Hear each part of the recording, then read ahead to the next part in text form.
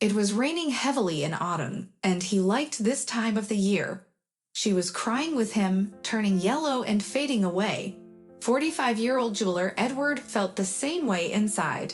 He always enjoyed going out in bad weather, as if he wanted to punish himself, get wet and freeze. Even in freezing temperatures, he didn't wear a hat. In his own comfortable car, he didn't really need it. But now, as the riot of autumn colors flashed before his eyes, slowly taking on the color of an old yellowed photograph, he confidently strode along the main street of the city, the master of life. Perhaps only he would give everything in the world to make his life different. Edward habitually opened the door of a small pawnshop where the elderly Jew, Barry Mills, worked as usual. He was short, half-full, bald, and knew how to attract customers to himself. Everyone considered him a crystal honest person, and few knew about his greedy nature.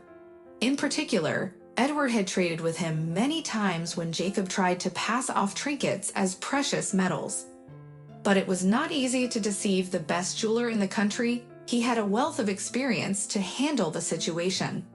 In his father's salon, he learned not only to instantly determine the quality of the metal, its ownership, and the presence of impurities, but also to create incredible jewelry masterpieces. Engagement rings became his specialty. He had famous clients, rich people, and many customers from abroad. He knew his job well. As an expert, he was often asked by other industry workers to evaluate a particular piece. He always had enough work. "Hello, Edward." The cunning pawnshop owner greeted his friend warmly, sensing that he would soon make a profit. In addition to him, there was another woman in the room, incredibly thin and without a hint of makeup. She had big eyes, sunken cheeks, and was dressed cheaply but neatly in a plain and ordinary way. She would have been beautiful if she had taken even a little care of herself, but it was clear from her appearance that she had come here out of necessity. "Hello, Barry. Are you still hard at work?" Edward greeted him, nodding towards the small pendant in his hand. "That's right, my friend, that's right. Come on in, have a seat. I'll be free soon. I just need to appraise this item." After a few minutes, Barry turned to his client and said, "What can I say? This isn't quite the quality it's supposed to be, but I'll give you 10,000 for it. Is that okay with you?" The girl looked at her pendant and frowned. "I was hoping to get at least 20, she said. Barry shrugged. Edward took a closer look at the pendant in his hands, and his eyebrows suddenly shot up. "No way," he whispered, standing up. He approached Barry and took the pendant from him, his fears confirmed. "Oh my God," he thought. He looked at the visitor, not understanding anything, and felt a shiver run down his spine. "What is Edward? Is it your job?" asked Barry. "Yes, it is. How did you get this pendant?" "I made it for my late wife on the day of our engagement." The girl replied. Her expression changed as she continued, "I didn't steal it. She gave it to me herself." The visitor gave a sideways glance at Barry and took the pendant from Edward's hands. "Let's go outside. I'll tell you everything," she said hurriedly as Edward and the stranger left the shop. Barry was left puzzled. "Do you know my wife?" asked Edward. "Not very well, but I knew her," replied the girl. Her accent was now distinct, indicating that she was a foreigner. "And how did you end up with her pendant? Did you have something to do with her accident?" This was the only possibility that came to his mind. The death of his wife was a mystery to him. He was told that the car simply had a tire blowout at high speed, but he couldn't believe it. He thought it was an accident, that someone had cut her off or something like that, and couldn't believe that it could have been a simple coincidence. "What? I don't even know how to drive." "Was she in an accident?" asked the stranger. "Yes, many years ago. I'm sorry, I didn't introduce myself," said Edward. "You're Edward, the husband of Polly. I know who you are. She found me through an ad a long time ago when I first moved here. You see, my family had some problems, and I made the difficult decision to become a surrogate mother. I placed an ad in the newspaper and the Polly contacted me. We met, and there were other women who also wanted me to carry their child. The police left a deposit and left. Edward grabbed his head with his hands as the mystery of his past suddenly unfolded before him. His wife wanted to hire a surrogate mother as they were struggling to conceive a child of their own. After 2 years of trying and considering adoption, Polly didn't want to give up.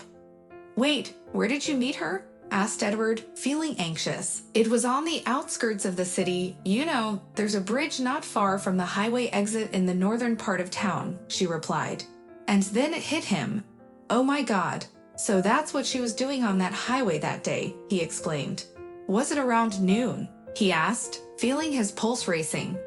"Yes, we met a little earlier, but we talked for a long time. She really wanted a child and talked warmly about you, her husband. She took off a necklace and said it was very expensive. It was supposed to be a deposit. She promised to call me again, but disappeared. And when I called, no one answered, or rather, the phone didn't even ring," she explained. "She died that day in a car accident. Her phone was shattered. It was April 20th. She was on her way back from seeing you and must have been emotional. She didn't have a chance to tell me anything except that she had good news for me. An hour later, I was told that she had died in an accident." The girl lowered her eyes. "I'm so sorry. I don't know why, but I just thought that she wanted a child so badly that she couldn't change her mind." There was a pause, and the girl looked up at the sky. The rain threatened to start again at any moment. The piercing wind blew, sending leaves flying down the road. The shop windows looked very cozy here. "I didn't ask your name," Edward said quickly. His thoughts were clearly elsewhere. "Kate. I understand you need money. You didn't just come here to sell my wife's pendant for no reason." The girl became nervous. In theory, she had no right to this piece of jewelry since she hadn't fulfilled her part of the deal. It was supposed to be returned, especially given the circumstances of his wife's death. Surely, this item was a valuable memory to him, but it was the only chance to stay afloat. "Yes, I really need the money. If you allow me, I will still sell it. My son got sick, and it took a lot of money to treat him. I have a debt for utilities, but if you want, I'll still return the pendant to you. You know, this thing is worth 4 times more. Barry is a swindler like no other. Don't sell it, please. Or how about I buy it from you?" Kate became nervous.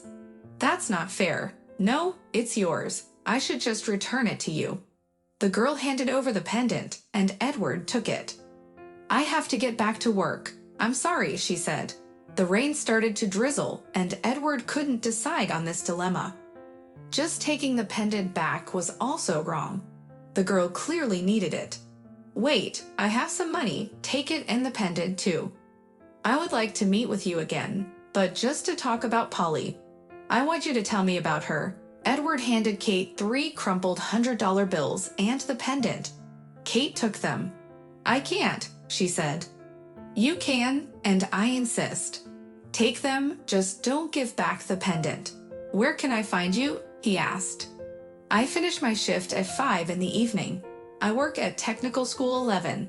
You can come at that time or call me," she replied with a sigh. Edward took Kate's number, and they said goodbye. As she left, Kate thought it all felt awkward. It turned out that Polly had died. What a shame, she was so young. Later that same day, Edward sat in his huge apartment in the city center. Outside the window, it was almost dark, and the streetlights fought against the darkness, not letting it into the city. Edward's apartment was on the 8th floor, and he looked out through a huge panoramic window that covered the entire wall. Raindrops adorned the window. He poured himself a cup of coffee, his favorite drink, or was it? Edward wondered. His entire life was devoted to his beloved Polly. She loved coffee, couldn't wake up without it, a coffee addict. At that time, he could only drink it once a day. When she was gone, he poured himself coffee to feel its aroma, which was synonymous with the scent of his beloved. He missed her so much that he did everything in his life as if she was still there. He didn't let her go, and didn't let anyone else into his life, not even thinking about dating. He was still married, and the flag of being a widower was an ugly scar on his life. He still clung to her. Edward continued to live with his love, but without her. His elderly parents cried that he couldn't accept reality. "I'll never accept it. You didn't die," Edward said at the closed coffin funeral, and he repeated that phrase every day. It seemed that this stubborn man had out-argued heaven. They offered him many chances to meet someone else, start a family, and have children, as Polly couldn't have children, but the reasons are now unknown. She never made it to her follow-up appointment. Doctors said they might have just been incompatible. They found nothing wrong with him or her. Then Edward took her to the best specialist in town. It was financially difficult for him at the time. Edward wasn't earning as much as he is now. She never made it to the appointment. She was gone. An accomplished adult man sat in a dark room drinking coffee. Now he himself had become addicted to it. They say coffee is addictive, like alcohol, cigarettes, and people. He remembered how they slept and lived in a small rented apartment on the outskirts of the city. In the evenings, they would take a blanket with them and walk to the field, lie on the ground, and watch the stars. Polly was a beautiful brunette with curly hair that reached just below her shoulders. She had a neat, thin nose, rosy cheeks with freckles, and her smile was so becoming. He could watch her smile for hours. "What would you wish for if a star fell?" she asked, lying next to him. "I would wish for us to get married soon." "Okay, let it be on August 8th. "Why?" He looked at her, while Polly gazed dreamily at the sky. "Because 8 is a symbol of infinity. The 8th day of the 8th month would mean that we will live together for a lifetime, forever." Remembering that moment, Edward suddenly understood why he had bought this apartment 4 years ago. The real estate agent had offered 2 options to choose from. "Look, there is an apartment on the 12th floor, just as you wanted, higher up and further away from the road, with a magnificent balcony of 50 square meters. It's cheaper, with ready-made repairs, and it's in the city center. The other option is on the 8th floor, with a view of the road, but closer to the outskirts." Edward looked at the agent's documents, apartment 139 on the 12th floor or apartment 188 on the 8th floor, and the decision was made on its own. "I need the apartment on the 8th floor, and I'm taking it. Besides, I can walk to work," he said. "But you wanted to live closer to the outskirts of the city." "The 8th floor, that's what I want." Edward looked at the apartment, which was 1.5 times more expensive. He thought that Polly would have liked the panoramic window, and a month later, he already hung her photo there. Her pictures were everywhere except for the bathroom and toilet. Edward's brother, Michael, immediately understood everything when he entered the apartment. "You're out of your mind for buying this apartment just because it's on the 8th floor, number 188. "My God," the young, short-haired man, 25, shook his head. Edward's younger brother was his only friend, and they were close, but Edward didn't let anyone in on his feelings. "It was just a coincidence," shrugged Edward. "Don't even talk to me about coincidence. The realtor called me right after your meeting. She said you looked at the address and didn't even want to look at anything else. You chose this apartment. She's my classmate, remember? You could have at least pretended to be choosing," said his brother, slumping in Edward's chair and looking at him disapprovingly.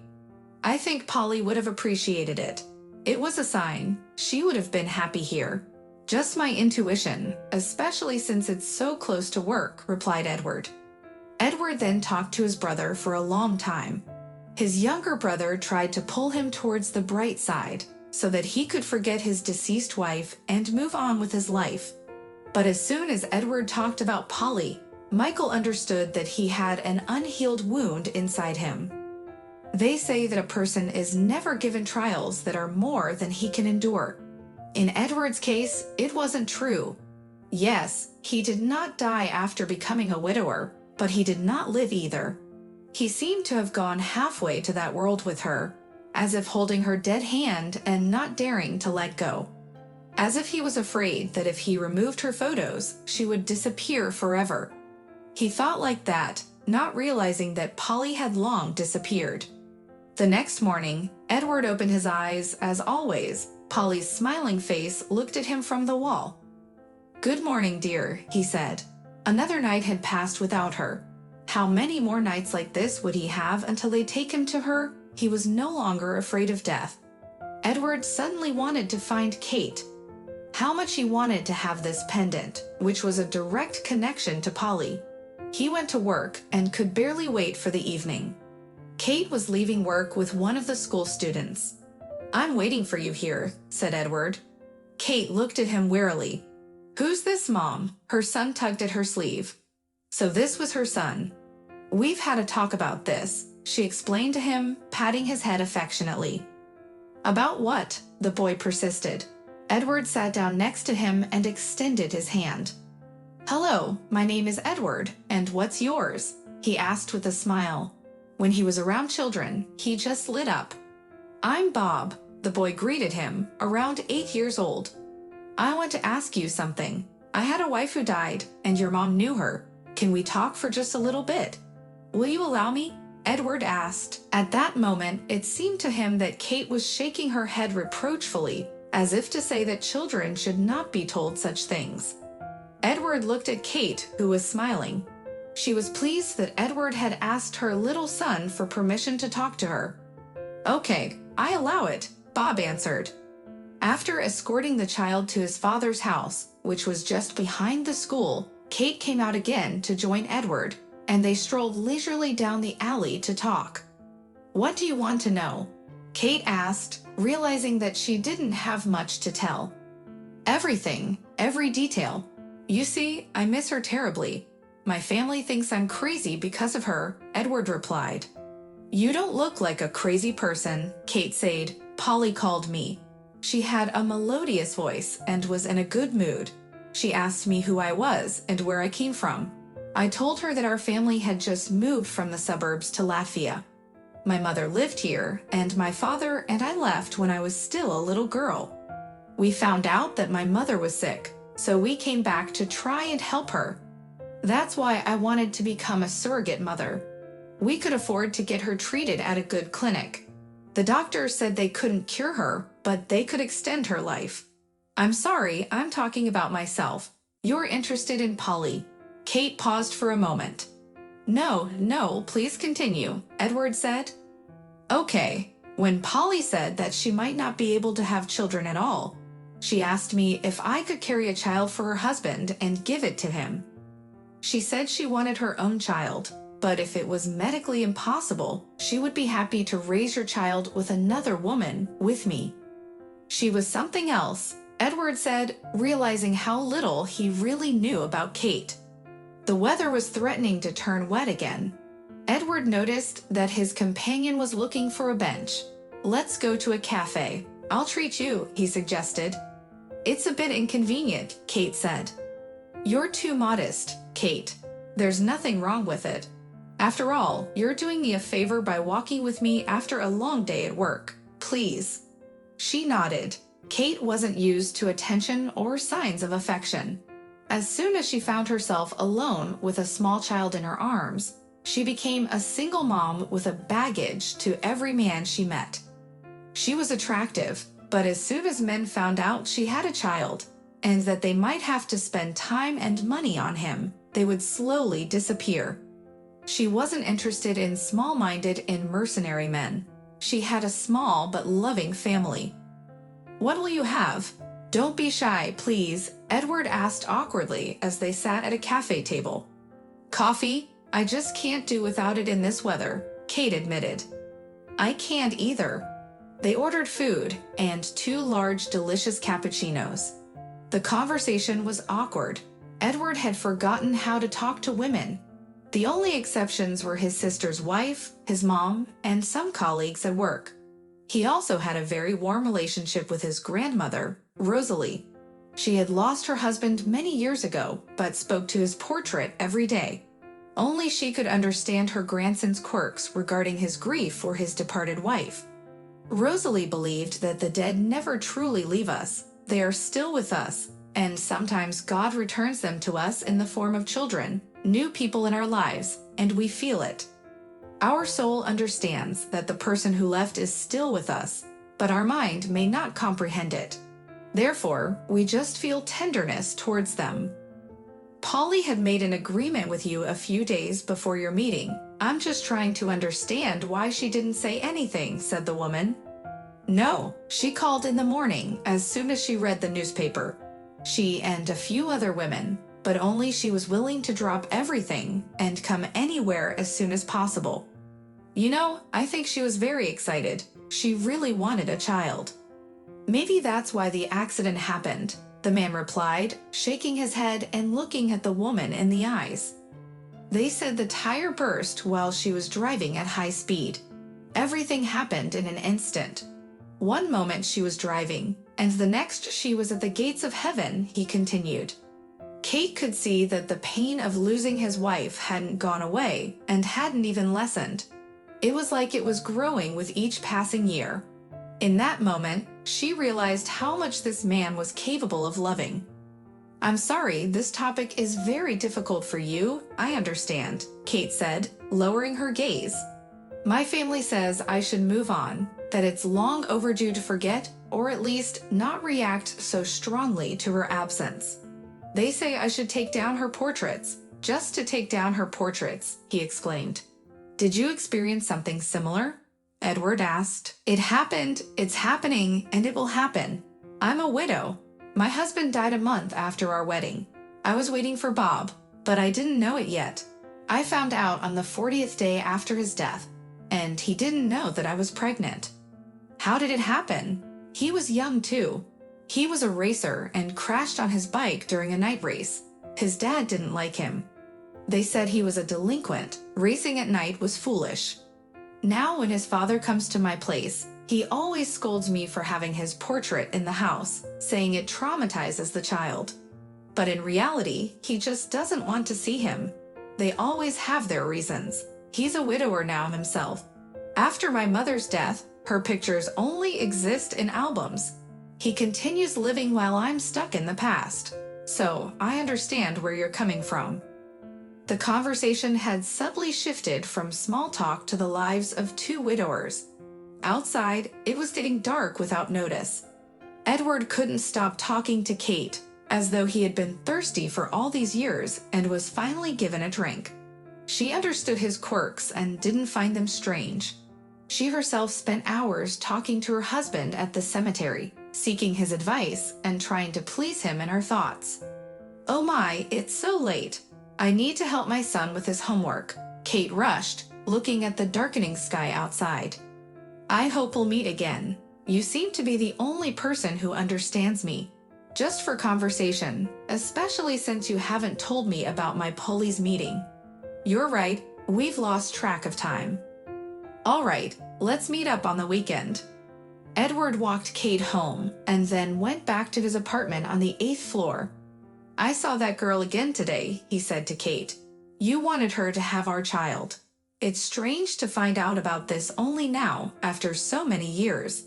I miss you so much. She understands me. She also lost her husband 9 years ago. It happened a year later than our separation. You rarely appear in my dreams anymore, my dear. After the conversation with Edward, Kate went to her father's house and told him about their meeting. The old man with gray hair smiled and said, It's about time widows go on dates, you know. I had a few myself after your mother passed away. You had more than a few, Kate retorted. Well, not that many, but still. I have to defend myself and say that it's not easy for a man over 50 to find someone. But a young 30-year-old woman shouldn't just stay at home and talk to a portrait, her father replied, cutting some sausage. I don't talk to a portrait, Kate protested. She does talk to it, came a voice from the next room, where Bob was doing his homework. Finally, Friday came and Edward was standing outside the school at 4:30. He had been worried all this time that he might miss Kate, or that their child might get sick and she wouldn't come to work. He desperately needed to talk to her, and one of his whims was pushing him towards their meeting. The pendant he had longed to touch and wear was hanging around her neck, and he couldn't wait to hold it in his hand, or even better, keep it on his own neck and never take it off, not even in the shower. After such an athlete, an ordinary skinny 45-year-old widower is unlikely to be to her liking, thought Edward as he took off his shoes in the narrow hallway. Kate was cooking meatballs and cabbage and some salad. It smelled really delicious, and it was cozy. Edward involuntarily remembered that in his childhood, there was often such a smell in their home that spread throughout all the rooms, inducing a ravenous appetite. Edward asked if he could help cut the onions, but he realized he had forgotten how to do it when he cut his finger. "Oh no, not that," he exclaimed in frustration. "It's just a small scratch. You're like a child." "I'll bring some hydrogen peroxide and a Band-Aid," Kate smiled. "Men are like children, honestly, at any age. My hands are my tools, you see, I'm a jeweler." "Oh, come on, it's just a scratch. It will heal soon, by Monday for sure." She treated his cut with hydrogen peroxide, as she always did for Bob, and blew on the wound. Kate put a bactericidal Band-Aid on his finger and continued cooking. "Can I help you with something else?" Edward asked. "No, you're a wounded soldier now. Stay there and don't even look at the knives." Their playful conversation became light and relaxed. Kate teased him and laughed. She had even forgotten how often she used to laugh. Edward also started teasing her, and only when dinner was already on the table did they remember that they wanted to talk about some sensitive topics with each other. "Oh my, I've been talking your ear off. You wanted to talk about Polly," said Kate.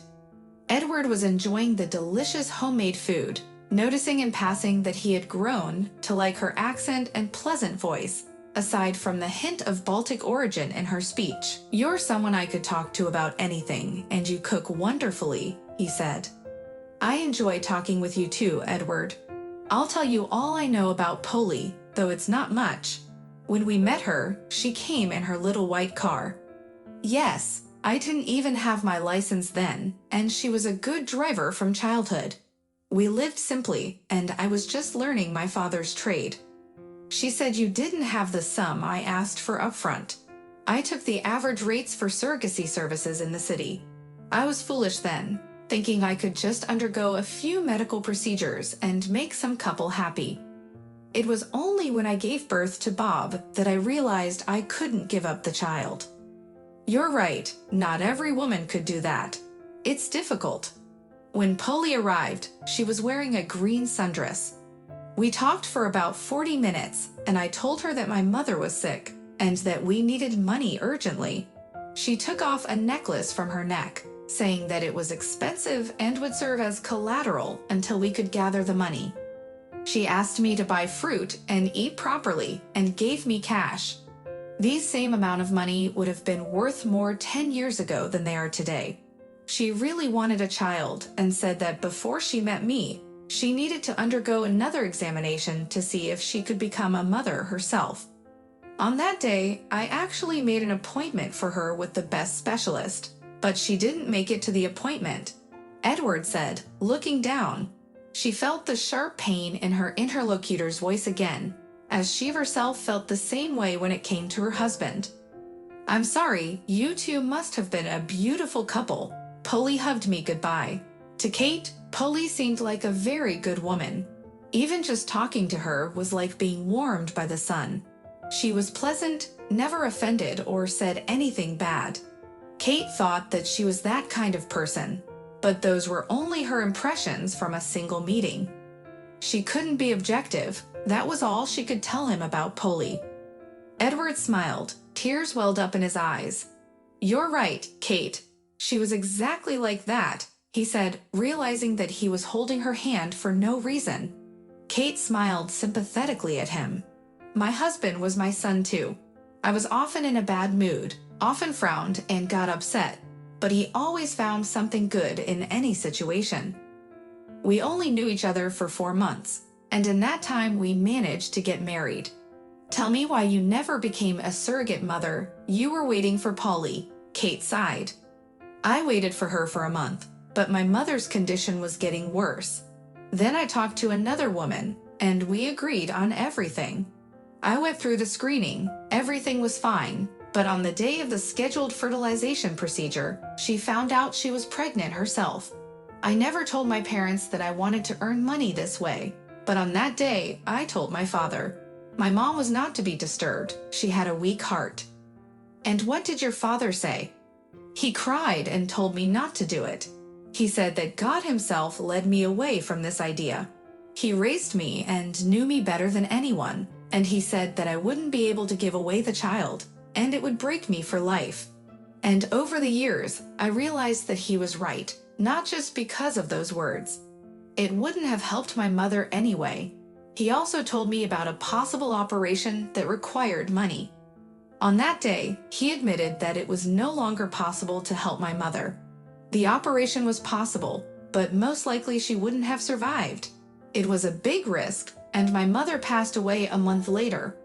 She wouldn't have lived long enough for me to receive payment for the baby. No one would have paid in advance. Edward shook his head. It all comes down to money.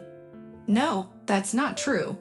My mom had a contentious personality. She was very skinny, constantly caused scenes. She would hit my dad and get jealous of him for no reason. One time she pushed him down the stairs. He almost became disabled, and she had a heart defect from birth, so she couldn't handle stress. But she had an explosive temperament. I was still little when the neighbors called the police and took her away for the first time. There was a second time too. My dad told me that she hit me, him, and even herself. He took me to the Baltics where his parents lived, my grandma and grandpa, who are no longer alive. He said that if my mom wouldn't let us go peacefully, he would take away her parental rights, and she found another man quickly. My mom divorced my dad and remarried. My stepfather took away her apartment and forced her to transfer ownership to him. So when she got sick, he kicked her out. She had nowhere to go. She called my dad and asked to come to us, said she didn't have long to live. My dad came here to take her, but realized he couldn't take her anymore. The doctor said she was too weak and exhausted herself with her hysterics. My mom and stepfather lived in quarrels and scandals. They both spent time in prison for fighting, and the court would later deal with it. They drank often, smoked. Now, our former apartment looks like a den. My stepfather became a complete alcoholic. He lives there with some tenant. They are plumbers. They drink nonstop. Have you tried to get the apartment back? Asked Edward. If it was bought by your mom before marriage, then your stepfather has no right to it. We went there once with my dad, but they beat him up and scared me. Now I cross to the other side of the street when I see him. And in Latvia, the law is stricter. People are afraid of it, but not here. Outside it was getting dark again. I think I've stayed too long. Excuse me, I need to go home. Edward looked at Kate, and she looked back at him. You don't want to go either, she asked bluntly. I don't want to. Do you want me to go? I don't want you to go. I feel good and calm with you, Kate replied. There was an awkward pause. Edward thought that if his brother saw this scene, he would clap his hands and shout that Cupid's arrow had just hit the mark, and there would soon be a wedding. Well then, I think I'll stay a little longer. You don't mind, do you? Edward asked. Kate shook her head. She was wearing a simple t-shirt, regular sweatpants, slim like a teenager, but feminine. These features were also in his ex-girlfriend Polly, only she was fuller. But what matters is not the shape and weight. What matters is the energy that a person emanates, how you feel next to them, and what you can learn from them. They sat for a long time. Kate told him how hard it was for her to leave her familiar suburb in the Baltic states, where everything became like home. She felt good and calm there. She could sit for hours by the sea, watching the stars, listening to the sound of the waves. Even when it was chilly, she sat on the pier until midnight, and then walked home for over an hour because she lived far from the coast.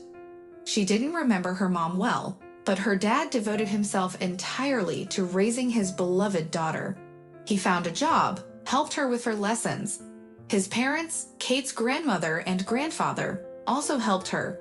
Her grandmother was a teacher, so she helped the girl study. Kate had a boyfriend there. They started dating in the 8th grade, and they were friends, confidants. The saleswoman at the nearest store knew Kate by name and face. When she was in the 10th grade, her grandmother got sick and almost never got out of bed. Kate would visit her and tell her how things were going in school. One day she came, but her grandfather wouldn't let her in. He said she was sleeping during the day. "What happened?" asked the grown-up girl skeptically. "She's just sleeping and not waking up, but she's alive," replied the grandfather. However, a few hours later, she passed away. Kate didn't have a chance to tell her about her argument with her boyfriend that day. She was deeply upset by the loss and didn't try to make up with him, even when he came to see her. So she ended up losing him. Later, her grandfather passed away suddenly. Kate had already started studying, and when she was in her 2nd year, she received news of her mother's illness. Her father quickly packed their things, and they moved. He soon sold their house and bought an apartment for his now ex-wife to live in. At that time, she was already seriously ill, and her dim-witted husband had already kicked her out of the apartment. When her mother passed away, Kate was devastated. One evening, she was returning home and met a group of bikers. They jokingly invited her for a ride, and she accepted. She was feeling so bad that she wanted some new experiences, so she trusted complete strangers. Fortunately, they turned out to be neither drug addicts nor maniacs. They were just regular guys who fixed cars during the day and rode motorcycles, built bonfires in the forest, played guitar, sang songs, and drank a bit at night, but then slowed down. You don't often come across such good bikers. They were also volunteers who helped the children's home, played with the kids, told them about their adventures, and made up fairy tales. Kate fell in love with the guy who drove her that night. "No, I'm just going through a difficult period in my life. I've lost everything I had before. There's nothing left. I've been living here for 2 years and hadn't found any friends or a job that I enjoy. I never received an education, so I work as a store clerk. But I don't like doing it, and I didn't care what happened to me today. Thank you for not taking advantage of the situation and getting me home safely." Bill smiled and came to see Kate again the next day. That's how their relationship began. It was the best 4 months of her life. They would ride until sunrise, kiss, and adore each other. Kate was accepted into their gang and underwent an initiation ceremony. It turned out that not everyone in their gang was just into racing. They called themselves sanitizers because they helped people get back on their feet, especially those who were in despair. Kate fit into this category, unlike anyone else. The gang consisted of about 30 people, but only half of them were racers. The others would come to them at any time, calling each other, supporting and helping each other out, and being closer than family.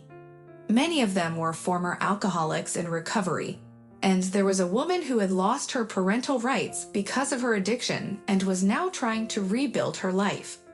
Bill joined a gang after receiving a devastating diagnosis. He had been a boxer, but due to a shoulder injury, he was forced to leave the professional league. The gang's members, who were paramedics, found him on a bridge, sitting with his legs hanging off the highest point in a cast, crying like a child. His entire life was built around competition, and he was already a candidate for a Master of Sports, just falling short of the title. Kate and Bill were happy together. She wasn't afraid to let him race between her friends, nor was she afraid to ride with him. Unfortunately, there will always be another participant in road traffic who is at fault. This happened to Bill when some flashy businessman in an expensive suit with huge gold watches on his wrist and distinguished gray hair on his temples crashed into him. Bill died on the spot, with not even a scratch, and his expensive car's safety airbag was the only thing that worked. The worst part was how the guy acted afterward. There was a trial, and his guilt was proven, but with the help of the best lawyer, he only received a suspended sentence for murder. He didn't apologize, say anything to the victim's side, or to Bill's parents. When leaving the courtroom, the gang members spat and yelled at the judge that he was a bought rat. But they didn't leave it at that. There were several people in the gang who were in jail for very unpleasant articles. It was unknown for sure, but the gang spoke that one of them took care of this businessman.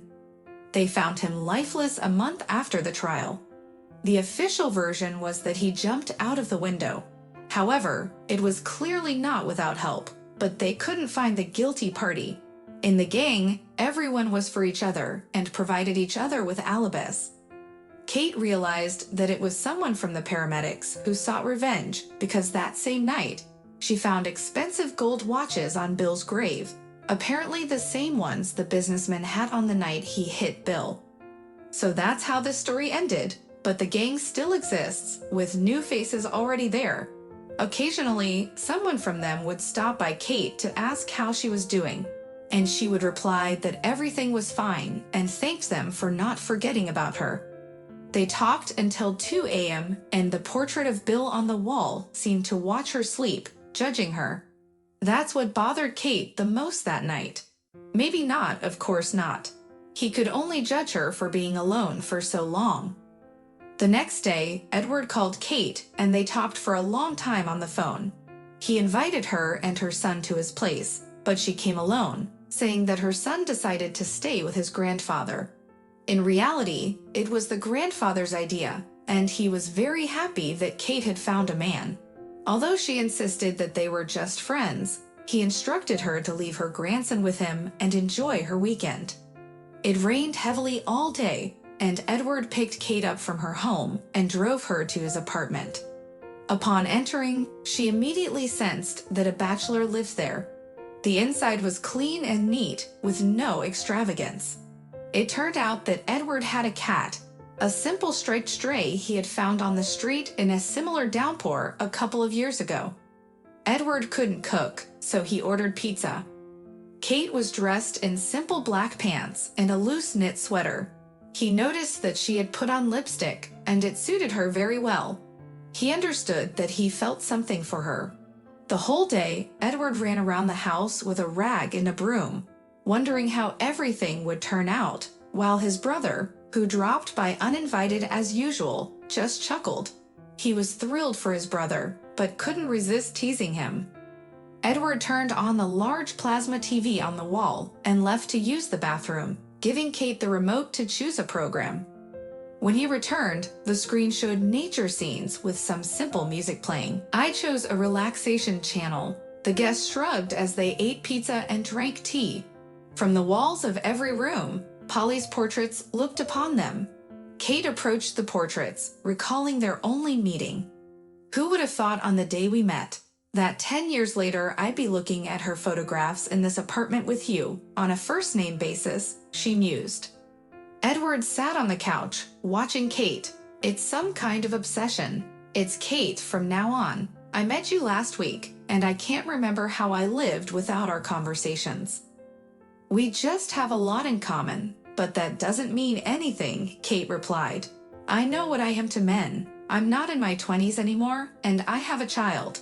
Don't think I'm expecting anything. Edward got up from the couch and approached her. What is she talking about? I am expecting. I expect that I'll keep talking to you like this always. Your age and your wonderful son don't scare me. I think for the first time in 10 years, I feel something. Kate smiled, approached him and kissed him.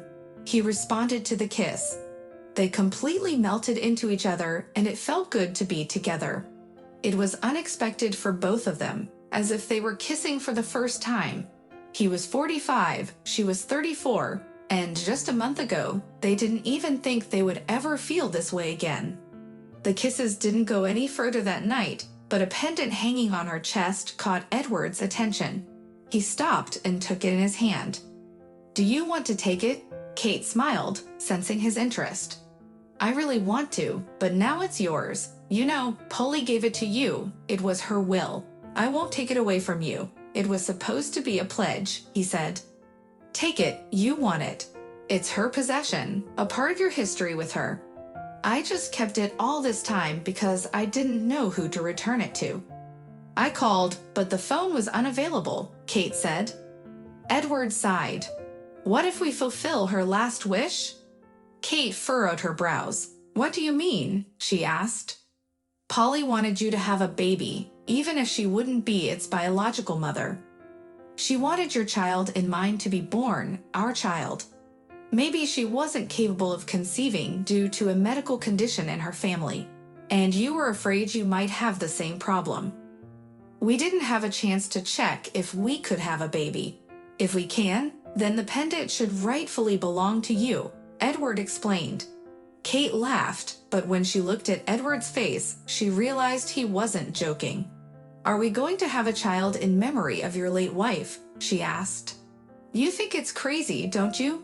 Well, what would you say if I admitted that I'm in love with you and want to express my serious intentions in this way? I would tell you that it's too early to think about children. We've only known each other for a week, but your feelings are 100% mutual." That night, they fell asleep together on his big bed while a storm raged outside. As Kate drifted off to sleep, she watched the city lights shimmering through the large window, raindrops still trickling down. It was cool and quiet inside, and she didn't feel the usual reluctance she had felt before when she tried to go on a date. The next morning, Edward woke up early and made delicious buckwheat porridge for breakfast. They both felt awkward. They were afraid to say or do something wrong and ruin what had entered their gray and dull lives so suddenly. "Do the photos on the walls bother you?" asked Edward. "Not at all. I have photos at home too. I think Polly should always be here with us. Don't worry about it." "What if we continue dating and one day you ask me to take off my ring and I notice that you're still wearing yours?" "That's right, I'm still wearing it. Don't worry, I won't ask you to take it off because I understand.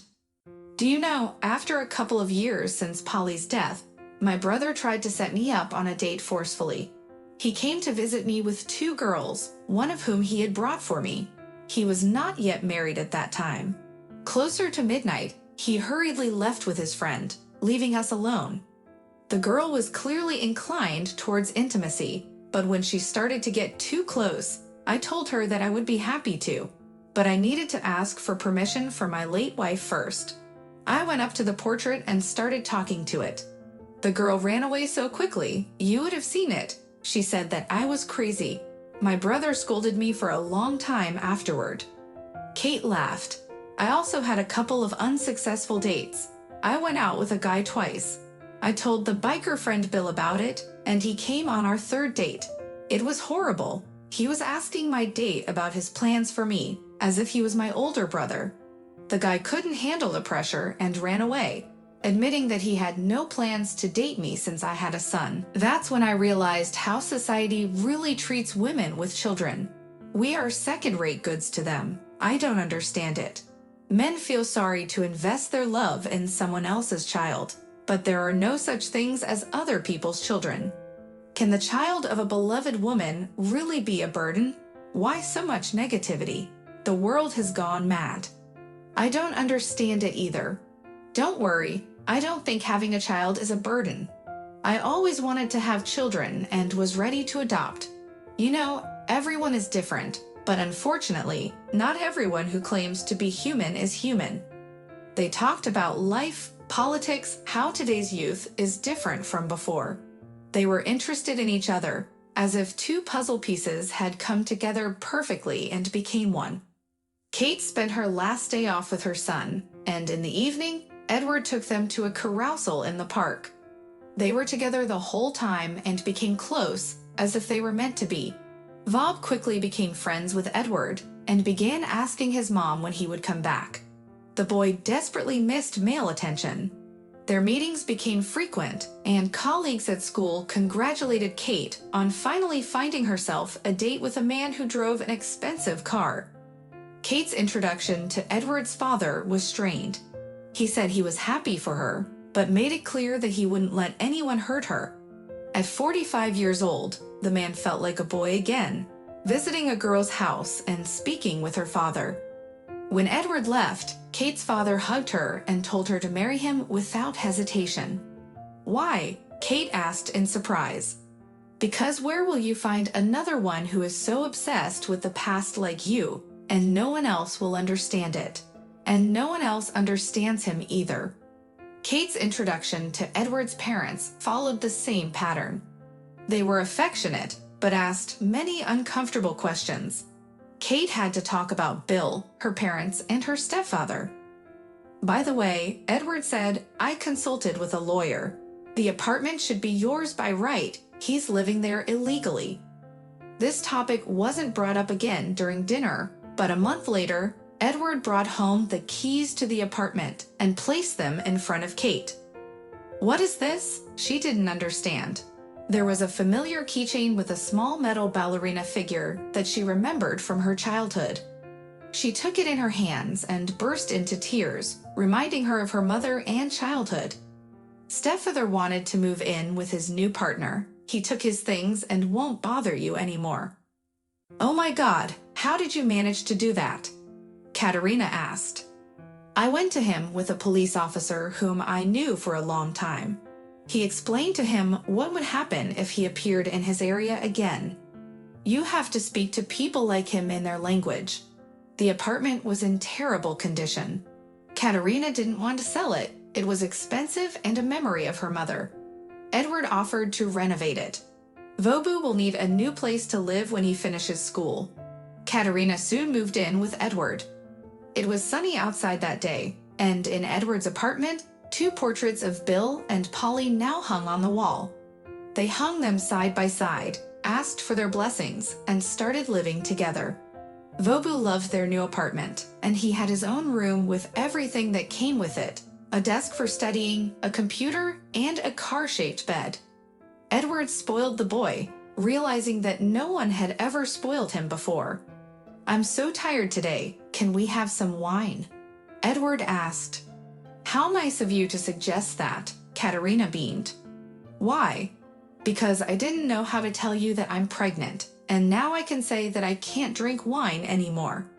In the moment he heard that he would have a child, he became the happiest he had ever been in his life. There was no happier moment, not even with Polly in the past. Bob was also thrilled and excited, as he really wanted a little brother. The next day, Edward called his parents to share the good news, and his younger brother congratulated him and suggested that it wouldn't be a bad idea to get married.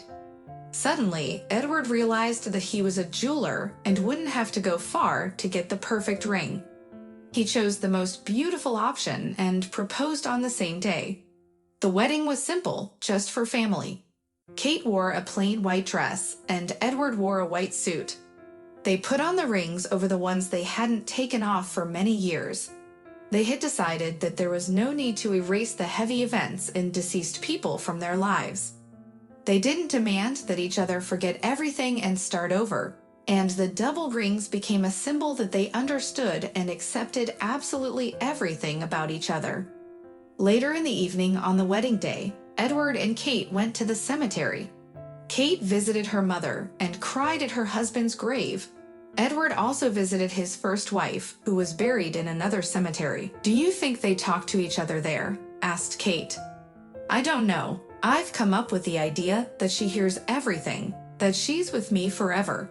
Maybe I'm a little crazy, but I'm so grateful that you accept me without jealousy towards my ex-wife, without asking me to let go of the past," Edward replied. "You know, the past and the future are abstract concepts. Today, we got married, but it's already in the past, and it feels like we can still touch that event. Maybe there is no past or future. Maybe somewhere, right now, they're still alive. Maybe there's even a parallel universe where things turned out differently, and maybe in one of them, you and I died, and they're alive and standing on our graves right now," said Kate. Edward kissed Kate on the forehead, not taking his eyes off the photo on the granite monument. Only now did he realize that Polly was really gone. "Can you leave us alone for a minute?" he asked. Katya nodded and walked towards the exit, while Edward looked at a photo of his wife. "It's your fault, my dear, that you gave her the pendant. You see, you're still my wife," he said, showing her his finger with 2 rings. It was quiet around them, smelling of eternity and damp grass. "You know, my dear, if I've been holding on to you all this time and not letting you go about your business, then I'm ready to let you go. Just don't forget about me because I certainly won't forget about you. After all, I'm also only second in Kate's heart, and I agree to play this role, he said. He said his goodbyes and left, while the girl continued to smile on the tombstone. Grandma Rose always said that our loved ones don't leave us and can come back to us. When she learned about Kate's pregnancy, she said that her child could become a reincarnation of Bill's soul, if it's a boy, or Polly's if it's a girl, or maybe it will be someone else from the family, you never know. Maybe that's why Kate said she wanted a boy, while Edward said he wanted a girl. The ultrasound was scheduled for a hot summer day. Kate lay in the chair, and Edward sat next to her, holding her hand. It was too early to talk about the baby's gender. It would only be known at 20 weeks. But now, I can already tell you that you'll have twins, the doctor said. Kate gave birth on the 7th month, and she gave birth to a son, Bill, and a daughter, Polly. Edward's parents and Kate's father called them crazy, saying that it wasn't right, but they decided on those names, and only Grandma Rose winked at them, saying that there was nothing wrong with it. People don't inherit the fate even if they are given the names of the deceased, but maybe they are reincarnated, and there are many unexplainable facts to prove this theory.